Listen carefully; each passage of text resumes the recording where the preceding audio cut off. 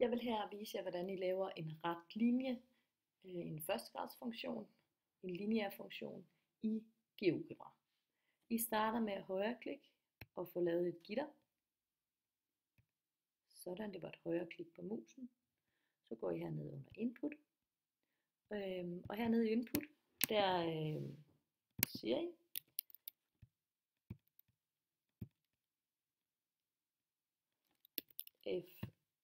f af x og er lige med. For eksempel hvis hældningen er 2, 2x, og hvis skæring med y-aksen er 3 plus 3. Og så trykker vi enter, og så har vi funktionen, der kommer ind her. Og I kan rykke op og ned på jeres y-akse og jeres x-akse. Derved kan I se, hvordan funktionen bliver indskrevet. Hvis I skal have en ny funktion her, for eksempel, så skal man skrive et andet bogstav foran, g af x.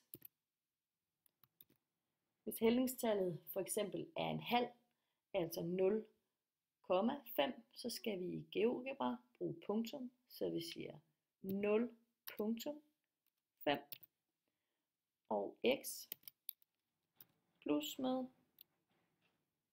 1. Sådan. Så kommer funktionen til at ligge her, og herover kan vi se funktionsforskriften. Vi kan også gå ind og ændre farve på det ved at dobbeltklikke på stregen under egenskaber.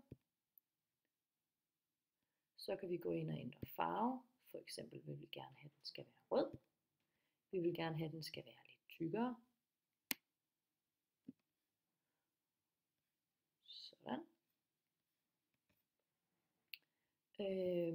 Og så kommer vi ind og se her, hvilken funktion det er, og vi kan se funktionsforskriften herover.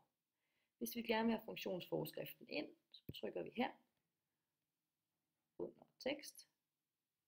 Sådan.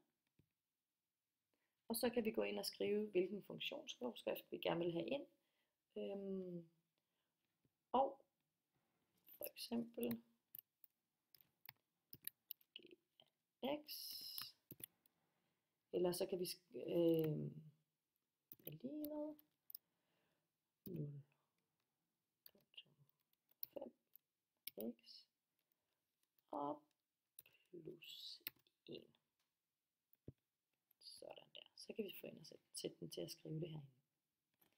Ja, det var lidt om, og vi kan også se her, hvor funktionen er henne. Det var lidt om, hvordan vi skriver funktioner, og der hører meget mere til, men det lærer I stille og roligt.